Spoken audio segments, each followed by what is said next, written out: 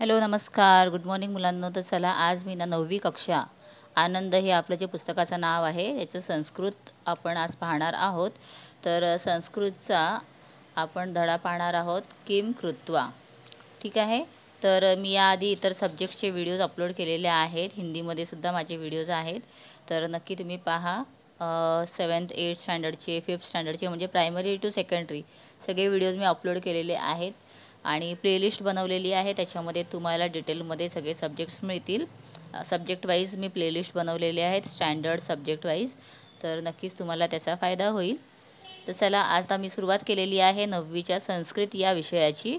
आणि संस्कृतचा विषय जो आहे हा, तर काही मुलांना 50 मार्क्सचे आणि काही मुलांना 100 मार्क्सचं संस्कृत असतं ज्यांनी हिंदी घेतलेलं नाही आहे.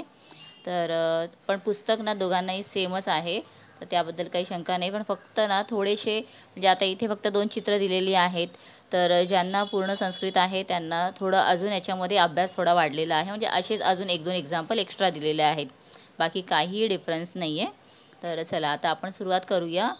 रम्य संस्कृतम किम कृत्वा. किम कृत्वा म्हणजे काय करून.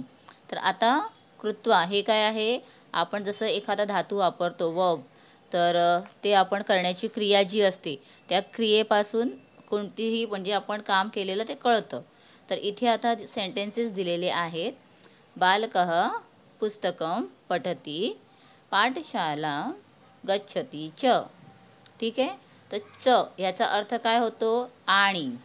तर बालक काय करतोय, पुस्तक वाचतो आणि पाठशालेला जातो. ठीक आहे. अशा प्रकारे आपण हे बोलू शकतो. पण यालाच आपल्याला जेव्हा शॉर्टमध्ये बोलायचं आहे म्हणजे ही पूर्ण क्रिया काय केलेलं आहे ते कंप्लीट आपण त्याच्यामध्ये दर्शवणार आहोत. पण स्मॉलमध्ये कसं, बालकः पुस्तकं पठित्वा पाठशालां गच्छति. तर आता बालक पुस्तक वाचून पाठशाला जातो म्हणजे पाठशालेला जातो किंवा स्कूलला जातो. ठीक आहे, शाळेत जातो. तर अशा प्रकारे झालेलं आहे. तर आता इथे पाहू शकता जो च आहे ना तो आपण इथे रिपीट केलेला नाही आहे. आणि शेवटचा जो वर्ब आहे काय क्रिया ती आपण ॲज इट इज इथे ठेवलेली आहे. त्याच्यामध्ये काही डिफरन्स नाही आहे. ठीक आहे. आणि जी पहिली क्रिया दिलेली आहे पुस्तकं पठती, तर त्याला आपण केलेलं आहे पठित्वा. म्हणजे आपण इथे त्वांत्व रूप दिलेलं आहे त्याला. ठीक आहे. तत्वांत्व अव्यय म्हणतो आपण ज्याला ते. तर आता इथे तुम्ही पाहू शकता त्वा म्हणजे काय, रून म्हणजे करून पाहून आपण जसं म्हणतो ना त्या प्रकारे. ठीक आहे. तर आता पुढे काय दिलेलं आहे सेकंड पाहूया. तर तुम्हाला हे कळलेलं असेल. बालकः पुस्तकं पठित्वा पाठशालां गच्छति. आणि आता हे त्वांत्व रूप आपण पाहतोय. तर अशा प्रकारचे जेव्हा आपण सेंटेन्सेस पाहू तर तुम्हाला या सगळ्या बाबतीत जे म्हणतो ना आपण अजून तुम्हाला कळत जाणार आणि ही भाषा तुमच्यासाठी सोपी होणार. कारण आता ही आपली जस्ट सुरुवात आहे. आपण 8वीला केलं आणि आता हे सेकंड इयरच आहे. आणि कोणतीही भाषा शिकताना थोडा तरी वेळ लागतोच. इथे पहा, माता पाकं करोति भोजनं परिवेशयती च. आता परिवेशयती म्हणजे काय आहे, वाढते, जेवण वाढते. करोती म्हणजे काय, करते. पाकम म्हणजे काय, स्वयंपाक. तर माता म्हणजे आई स्वयंपाक करते आणि जेवण वाढते. आणि जेवण वाढते ना, तर च इथे दिलेला आहे. तर आता आपण जेव्हा सेंटेन्स लिहू त्वांत्व अव्ययमध्ये त्यावेळेला काय होणार आहे, च आपण काढून टाकायचा आणि परितोषयती ॲज इट इज ठेवायचं. फक्त करोतीचं काय होणार, कृत्वा. तर तुम्हाला आता कळलेलं असेल जेव्हा आपण त्वांत अव्यय लिहितो त्यावेळेला त्वा त्वा हे इथे शेवटी लिहिलं जातं. तर पहा, माता पाकं कृत्वा भोजनं परिवेशयती. माता म्हणजे आई स्वयंपाक करून भोजन वाढते. तर बघा करून इथे काय आलं, इथे पण वाचून. म्हणजे ह्याच्यावरून तुम्हाला कळते की जसं आपण ऊन होऊन हे शब्द वापरतो ना ते इथे आलेले आहेत. तर पठित्वा कृत्वा इत्येतानी पूर्वकालवाचक त्वांत अव्ययानी. तर हे काय आहेत, सगळे पूर्वकालवाचक म्हणजे करून आधी केलेलं आहे ना आणि नंतर वाढत आहे. आधी वाचला मग तो शाळेत गेला म्हणून हे पूर्वकालवाचक अव्यय. ठीक आहे. पुढे आपण पाहूया आता इथे चेंज झालेला आहे बघा, हे पिवळ्या लाईनमध्ये दिलेलं आहे, इथपर्यंत ही रेषा आली आहे रेड कलरची. तर ह्याच्यानंतर काय झालं, दुसरा भाग चालू झाला. तर इथे आहे अद्वैत. अद्वैत म्हणजे या मुलाचं नाव. अद्वैत हा वृक्षम आरोहती. आरोहती म्हणजे चढतो. इथे तुम्ही बघून सांगू शकता की तो चढतोय. उपविशयती च म्हणजे काय, बसतो आणि बसतो. तर इथे बसण्याची क्रिया आहे. ठीक आहे, मग आता आपण ह्याला कसं म्हणणार, तर अद्वैत वृक्षम आरुह्य. आता ह्याचं झालं आरोहतीचं काय झालं, आरुह्य उपविशती. उपविशती ॲज इट इज, म्हणजे केव्हाही आपण दोन क्रिया दिलेल्या असेल तर शेवटची क्रिया ॲज इट इज लिहायची. आधीची क्रिया आहे त्याच्यामध्ये फक्त बदल होणार. आणि हे ना लेबंत अव्यय आहे. कोणतं आहे, लेबंत अव्यय. ठीक आहे. तर आता अद्वैत वृक्षम आरुह्य उपविशती, चढून बसतो. ठीक आहे. त्यानंतर वृद्धा देवं प्रार्थयते निद्राम करोती च, म्हणजे वृद्धा म्हणजे एक वृद्ध स्त्री, ती काय करते, देवं प्रार्थयते, देवाला प्रार्थना करून ती आता काय करत आहे, निद्रा करोती च म्हणजे झोपते. तर याला आपण कसं म्हणणार आहोत, वृद्धा देवं प्रार्थय निद्रा करोती. तर याच्यामध्ये जेव्हा आपण लेबंत करतो त्यावेळेला तुम्ही पहा इथे य मध्ये य आलं, प्रार्थ्यमध्ये पण य आलं, म्हणजे शेवटी काय आपल्याला पाहायला मिळते य. तर जेव्हा तुम्हाला पुढची एक्सरसाइज येणार त्यावेळेला तुम्हाला कळेल की त्वा असेल म्हणजे त्वांत्व, आणि जेव्हा य असेल त्यावेळेला लेबंत अव्यय. अशा प्रकारे आपल्याला दोन इथे वेगवेगळे अव्यय कळलेले आहेत. ठीक आहे. आणि याच्यात सुद्धा फर्स्ट जे आहे that will remain change and the second will remain as it is. The second verb will remain as it is. Okay, चला. तर इथे पाहूया, आरुह्य प्रार्थ्य इत्येतानी, इत्यादी म्हणजे इत्येत्यानी म्हणजे एक्सेट्रा पूर्वकालवाचक लेबंत अव्ययानी. हे काय आहेत, पूर्वकालवाचक लेबंत अव्यय आहेत. त्यानंतर पाहूया नेक्स्ट काय दिलेलं आहे. इथे अजून एक सेंटेन्स दिलेला आहे, तो असा थोडा मोठा दिला आहे बघा. इथे खूप सारे चित्र दिसत आहेत. शुभदा म्हणजे हिचं नाव आहे शुभदा. आपणम गच्छती. आपणम म्हणजे कुठे, दुकानात. कुठे जात आहे, शॉपमध्ये, दुकानात. धनम ददाती पैसे देते. पुस्तकम आनयती पुस्तक आणते. पठती च आणि वाचते. तर याच्यात किती क्रिया आलेत बघा, गच्छती, ददाती, आनयती, पठती. पण सगळ्यात शेवटी काय आहे, पठती आहे. म्हणजे आपल्याला एक कळलं की पठती सगळ्यात शेवटी ॲज इट इज राहणार, च काढून टाकायचा. तर आपण तर सेंटेन्स पाहूया. शुभदा आपणम गत्वा धनम दत्वा पुस्तकम आनीय पठती. पुस्तक आणून वाचते. पैसे दिले, हे बघा दुकानात गेली, पैसे दिले आणि पुस्तक आणून वाचते. तर याच्यावरून आपल्याला कळत आहे की शेवटचा अव्यय जे आहे आपण वापरतोय, म्हणजे जो धातू आहे तो ॲज इट इज ठेवायचा आहे. ठीक आहे. देन त्याच्यानंतर आपण पाहूया वाक्यानी निरीक्ष्य भेदम अवगच्छत. आता आपल्याला याला बघायचं आहे कशा प्रकारे आहेत आणि त्यांना आपल्याला काय करायचं आहे, ते दोघांचं ना सिमिलर मिनिंग असणार आहे, फक्त आपल्याला इथे वेगवेगळे त्यांनी अव्यय दिलेले आहेत. तर इथे पहा, आता आपण एक एक वाचूया आणि पाहूया कशा प्रकारे चेंज होत आहेत. साधवा फलानी दत्वा निर्गच्छती म्हणजे साधू लोक. साधू म्हणजे काय आहे, चांगली लोक. चांगले लोक म्हणजे सभ्य लोक जे असतात, ते काय आहे, त्याने फलानी दत्वा. दत्वा म्हणजे काय आहे, ते देऊन, फळं देऊन. निर्गच्छती म्हणजे जातात. आता जसं चांगली लोक दुसऱ्यांना देतात फक्त, ते इथे सांगितलेलं आहे. तर साधवा फलानी प्रदाय निर्गच्छती. मग आता प्रदाय म्हणजे पण देणे, दत्वा म्हणजे पण काय, देणे. तर इथे दोन्हीकडे सेम आपण जे काही क्रिया घेतलेली आहे दोघांचा अर्थ सेम आहे, पण इथे जेव्हा आपण लिहितोय त्यावेळेला त्वांत अव्ययमध्ये आहे आणि इथे जेव्हा लिहितोय त्यावेळेला लेबंत आहे. ठीक आहे. वृद्धा देवं नत्वा कार्यम आरंभते. तर आता इथे काय आहे, मग वृद्धा काय करत आहे? देवाला नमस्कार करून कार्याला सुरुवात करत आहे.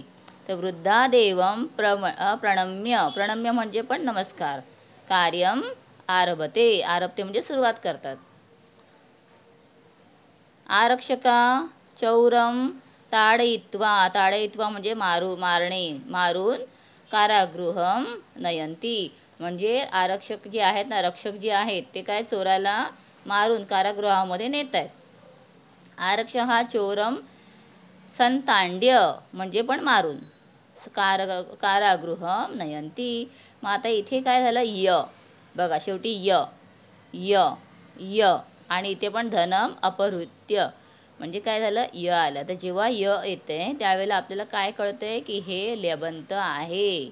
आणि जेव्हा त्वा त्वा त्वा त्वा येते त्यावेळेला आपल्याला कळतंय की हे त्वांत आहे. ठीक आहे. त्यानंतर शेवटचं दिलं आहे धनम ऋत्वा चोरम पलयितः, म्हणजे ऋत्वा म्हणजे काय? चोरून. धनम चोरून म्हणजे धन चोरून चोर पळत आहे. आणि धनम अपहृत्य चोरम पलयितः म्हणजे इथे पण सेम मिनिंग, चोरूनच. ठीक आहे. तर अशा प्रकारे तुम्हाला कळलेलं असेल हे त्वांत आणि हे लेबंत दोन्ही पण सेम मिनिंग्सचे सेंटेन्सेस आहेत, फक्त इथे आपला जो धातू आहे तो बदलतोय. चला आता पुढे पाहूया. मेलनम करुत, मेलनम करुत म्हणजे जोड्या लावायच्या आहेत. आता इथे पाहिल्यानंतर कळेल तुम्हाला. खादती, खादतीचं काय होणार? खादित्वा. पिबती, पिबतीचं काय आलं? पित्वा. सम्मिलती, सम्मिल्य. स्मरती, स्मृत्वा. आणि प्राप्नोती, प्राप्नोतीचं येणार प्राप्य. आता तुम्ही पाहू शकता ज्या वेळेला काही वर्ड्स इथे दिलेले आहेत त्याच्यामध्ये कसे फेरबदल होत आहेत बघा. आता इथे जिथे त्वा आलेला आहे ते कशामध्ये जाणार? त्वांतमध्ये. आणि ज्याच्यामध्ये य जोडलेलं आहे ते काय होत आहे? ते जाणार लेबंतमध्ये. ठीक आहे. तर अशा प्रकारे जेव्हा आपण अभ्यास करत जाऊ आणि आपण धडे वाचणार त्यावेळेला आपल्याला ही भाषा कळायला सुरुवात होईल आणि सोप्या पद्धतीने आपण संस्कृत करू शकतो. आता पुढे काय दिलेलं आहे? गुणद्वये लिखत. गणद्वय, गणत म्हणजे आपल्याला काय? गण म्हणजे काय असतात की त्यांना आपल्याला वेगवेगळं करायचं आहे. तर आता आपण काय शिकलो? त्वांत आणि लेबंत, बरोबर.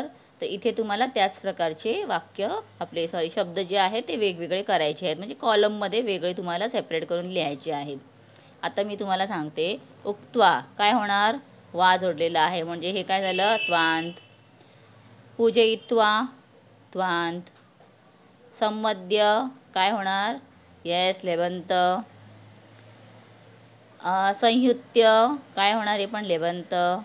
धृत्वा त्वांत. धावित्वा त्वांत.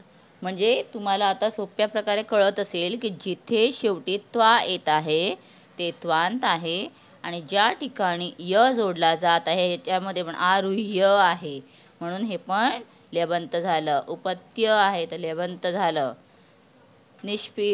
निष्पीड्य तर काय होणार? लेबंत. उद्घाट्य, उद्घाट्यमध्ये पण य आलेला आहे, दॅट मीन्स हे पण काय झालं? लेबंत. निष्कास्य म्हणजे पण लेबंत. निष्कास्य म्हणजे काय आहे? म्हणजे निघणे, निघून जाणे, बाहेर काढणे. किंवा तुम्ही पाहिलेलं असेल स्टेशनवरती वगैरे ना, असं जेव्हा बाहेर निघण्याची जागा असेल तिकडे लिहिलेलं असं निकास, म्हणजे त्याचा अर्थ काय असतो की बाहेर निघण्याचा रस्ता. तर याचा अर्थ कुठेतरी बाहेर असा होतो. ठीक आहे. चला आता याच्यानंतर आपण काय पाहायचं आहे? पूर्वकालवाचयोम उपयोगम कृत्वा दीर्घ वाक्य करूत. तर आता कृत्वाचा आपल्याला दीर्घ वाक्य करायचा आहे. ओके. तर आपण आता हे सेंटेन्स पाहूया. काय दिलेलं आहे या पिक्चरमध्ये? तुम्हाला दिसतं एक माकड आहे, झाड आहे, पेटी आहे, टोपी आहे. म्हणजे आपल्याला हे सगळं चित्र पाहून एक कथा आठवलेली असेल जी लहान असताना तुम्ही शिकलेला आहात. The cap seller and the monkey, म्हणजे एक टोपीवाल्याची स्टोरी. तर ती स्टोरी इथे आपल्याला दिलेली आहे. तर आपल्याला ती लिहायची आहे. तर कसं करायचं? तर इथे तुम्ही पाहू शकता फर्स्ट दिलेले आहेत सेंटेन्सेस आणि मध्ये ना गॅप दिलेला आहे, म्हणजे ब्लँक प्लेस दिलेला आहे. तर या प्लेसमध्ये तुम्हाला काय लिहायचं आहे? मर्कटः वृक्षात डॅश पेटिका डॅश टोपिका डॅश मस्तके डॅश वृक्षम आरोहती. मग आता याचा अर्थ काय होणार? तर मर्कटः वृक्षात अवतीर्य म्हणजे उतरला, अवतीर्य म्हणजे झाडावरून उतरला. आणि त्याने काय केलं? पेटिका जी आहे, म्हणजे इथे पेटी जी आहे ती त्याने काय केली? उद्घाट्य, म्हणजे त्याने ती उघडली. ठीक आहे, उद्घाट्य म्हणजे काय? उघडली. टोपिका निष्कास्य, म्हणजे त्याने काय केलं? त्याच्यातून टोप्या बाहेर काढल्या. निष्कास्य म्हणजे काय? टोप्या बाहेर काढल्या. मस्तके धारयित्वा, मस्तके म्हणजे डोक्यावर, मस्तक म्हणजे डोकं, मस्तके धारयित्वा वृक्षम आरोहती. आणि मस्तकात त्याने काय केले? धारयित्वा म्हणजे धारण केली, घातली. आणि वृक्षम आरोहती आणि झाडावर चढला. ठीक आहे, तर अशा प्रकारे हे कंप्लीट केलेलं आहे. आय होप मी लिहिलेलं आहे, पेन्सिलने लिहिलेलं आहे म्हणून थोडं लाईट आहे, तरीसुद्धा तुम्ही थोडं त्याला करून बघू शकता. तर अशा प्रकारे आपण जो हा लेसन आहे कंप्लीट केलेला आहे. आय होप तुम्हाला हेल्पफुल असेल व्हिडिओ. आणि अशा प्रकारचेच येणारे पुढचे व्हिडिओज पाहण्यासाठी, अदर सब्जेक्टचे व्हिडिओ पाहण्यासाठी चॅनलला सबस्क्राईब करा. आणि जर तुम्ही चॅनलला सबस्क्राईब केलेलं असेल तर इतरांबरोबरसुद्धा शेअर करा. तर चला, आपण याच्यानंतर पुढचं पाहणार आहोत नेक्स्ट व्हिडिओमध्ये. तोपर्यंत सर्वांना बाय बाय.